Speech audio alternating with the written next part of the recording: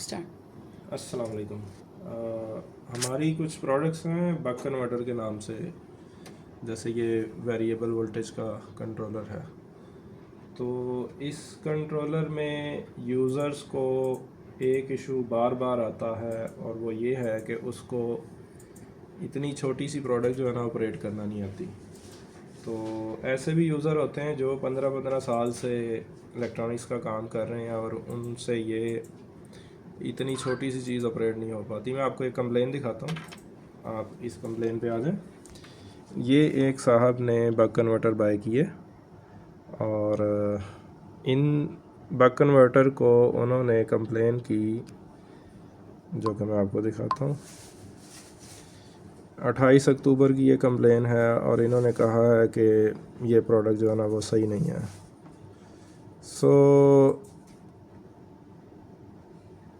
इन्होंने मैं आपको थोड़ी इनकी साउंड सुनाता हूँ। यार ये तो आप बड़ी चवल मार रहे हैं वैसे, लेकिन ये है कि आइंदा से मैं फिर आपसे परचेजिंग नहीं किया करूँगा। मुझे जब अभी टाइम मिला है, आपका पैकेट मैंने अभी ओपन किया है, मैंने उस 5 डेज़ में जो है अपनी एक शिपमेंट भिजवानी है। अपने मैनेजर का नंबर दें यार, मैंने उससे बात करनी है किसी और से। ठीक है, ये अग्रेसिव हो जाते हैं लोग। जी सर, रेंटी क्लेम ऑलरेडी अपडेटेड है वेबसाइट पे, तो आई थिंक जब आप कोई ऑनलाइन अच्छा जी, अब इनको क्या किया गया कि आप चेक कर सकते हैं। वीडियो बना के भेजी गई कि ये प्रोडक्ट चल रही है। अस्सलाम वालेकुम सर, ये आपने अगर वीडियो देख ली है, इसको चेक कर लिया है, तो आप प्लीज़ अब मुझे इसका बताएं। हम मिस पहले तो ये बताएं कि मैंने भी वो वीडियो सेंड की थी, तो उसमें और इसमें क्या फ़र्क है कि जो जब मैं करता हूँ तो नहीं होता और आप करते हैं तो हो जाता है। अच्छा, इन्होंने काफ़ी झगड़ा किया और इनको हमने चला के वीडियो बना के भेज दी थी। वो चल रहा था, इन्हीं की प्रोडक्ट चल रही थी जो इन्होंने वापस भेजी थी सिग्नेचर करके। मिस पहले तो ये बताएं कि मैंने भी वो वीडियो सेंड की थी, तो उसमें और इसमें क्या फ़र्क है कि जो जब मैं करता हूँ तो नहीं होता और आप करते हैं तो हो जाता है। ये जो फ़र्क है ना, मैं आपको एक्सप्लेन करता हूँ इस वीडियो में। ये बहुत सारे लोग बार बार ये गलती करते हैं। ये इस तरह के बहुत सारे बक कन्वर्टर हमारी वेबसाइट पे लगे हुए हैं, बूस्ट कन्वर्टर भी लगे हुए हैं, और इसमें जो इशू आता है वो ये वेरिएबल का आता है। इस वेरिएबल को मल्टी टर्न कहते हैं। आप इसको ज़रा फोकस करें।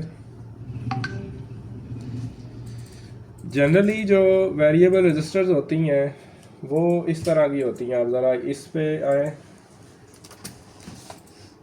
इस तरह की वेरिएबल होती हैं जो एक ही चक्कर से पूरी की पूरी वैल्यू तब्दील कर देती हैं। लेकिन जो इन सर्किट्स में वेरिएबल यूज़ की हुई हैं वो है मल्टी टर्न्स, इस तरह की, या इसकी बड़ी शक्ल ये वाली है। अब मैं आपको इसको चला के दिखाता हूँ ये किस तरीके से काम करती है।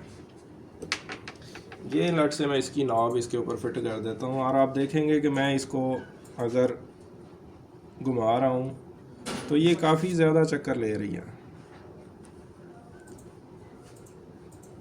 ठीक है, ये एक डायरेक्शन में घूम रही है। लोग क्या करते हैं कि इसके 1-2 चक्कर लगाते हैं और कंप्लेन कर देते हैं कि ये चल नहीं रहा। आप देख रहे हैं ये घूमती जा रही है, अब रुकी है, ये अब रुकी है। ठीक है, इसने एक ही डायरेक्शन में बहुत सारे चक्कर लिए हैं। इसको मल्टी टर्न इसी वजह से बोलते हैं। अब इसको रिवर्स घुमाते हैं,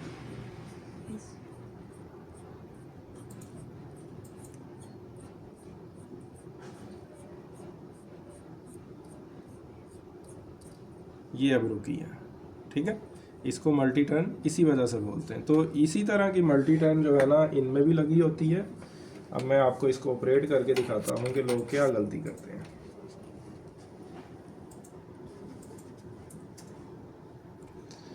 ये इसको मैंने सप्लाई दी है।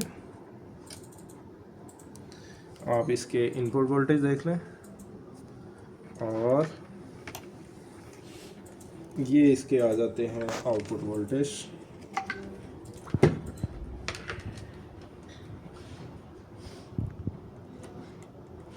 आप देखिएंगे कि अभी जो आउटपुट पे वोल्टेज आ रहे हैं वो बिल्कुल ज़ीरो है। इनपुट वोल्टेज 12 है। इनपुट वोल्टेज भी मैं मेजर करके दिखा देता हूँ।